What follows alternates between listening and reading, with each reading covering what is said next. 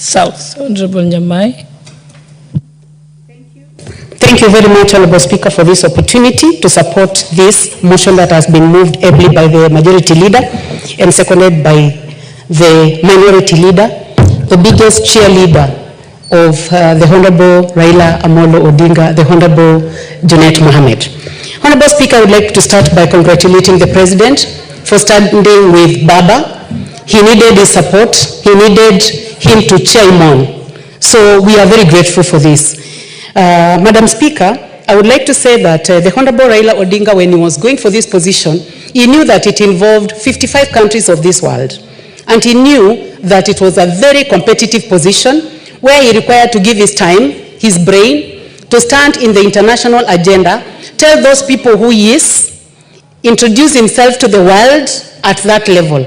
And I would like to congratulate him for that. And thank God for him, Honorable Speaker.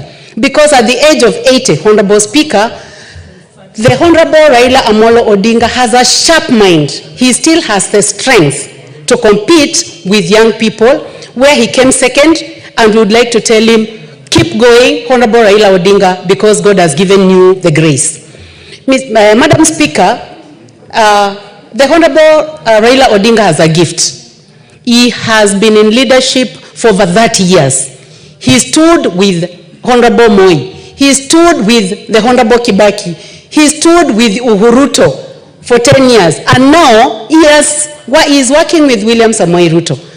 Madam Speaker, I would like to say that love him, hate him, Raila Odinga is blessed for his age, for the work that he has done, for the courage that he has shown, for the strength that God has given him. We would only like to say, those of us in position, may God give us so many people who are like him, who can put our country to the level that he has. It is not the first time, Honorable Speaker, that Raila Odinga has given himself to lead the continent.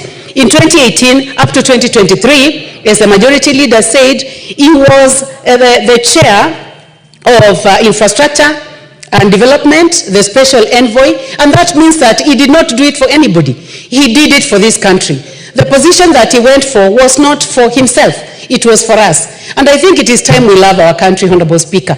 And for anyone who may have celebrated this loss, I think it is important for them to go back and just reflect on what we are doing to our country. This is a position that would have given us a print in the country as Kenya, that having the former Prime Minister leading Africa to ensure that we have peace, to ensure that we have development, and to ensure that we play at the world arena. Honorable Speaker, I would like to congratulate the President, His Excellency Dr. William Samoei Ruto. It is hard. He had a very tough competition with the Right Honorable Raila Odinga.